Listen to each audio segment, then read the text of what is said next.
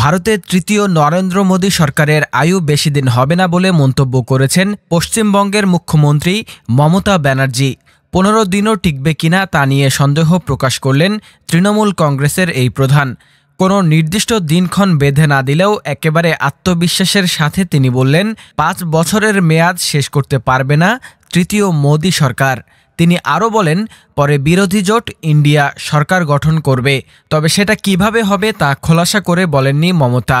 এমনিতে এবার এককভাবে বিজেপি একক সংখ্যাগরিষ্ঠতা লাভ করেনি, ফলে এনডিএ জোটের মুখাপেক্ষী হয়ে সরকার গঠন করতে হচ্ছে মোদীকে। মমতা বলেন, নতুন সরকার অবশ্য আদতে ইন্ডিয়া জোটের হবে, কিন্তু যে কয়েকদিন থাকে ওরা একটু সামলাতে দিন, একটু দেখতে দিন নিজেদেরকে। কালীঘাটে নিজের বাড়িতে তৃণমূলের সংসদ সদস্যদের সাথে বৈঠক করেন মমতা। সেখানে লোকসভায় তৃণমূলের নেতা হিসেবে উত্তর কলকাতা লোকসভা কেন্দ্রের নবনির্বাচিত সাংসদ সুদীপ ব্যানার্জিকে বেছে নেওয়া হয়েছে।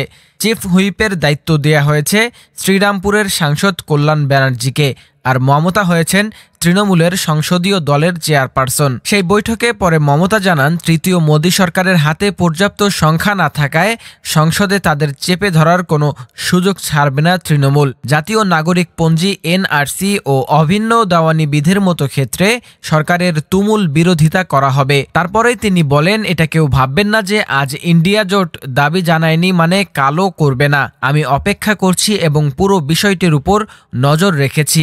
দেশে পরিবর্তনের প্রয়োজন আছে। আর সেই কথা শুনে তৃণমূলের নবনির্বাচিত সাংসদ দীপক অধিকারীর মুখে হাসি দেখা যায়। তারই মধ্যে মমতা বলতে থাকেন, মোদীকে কেউ চান না।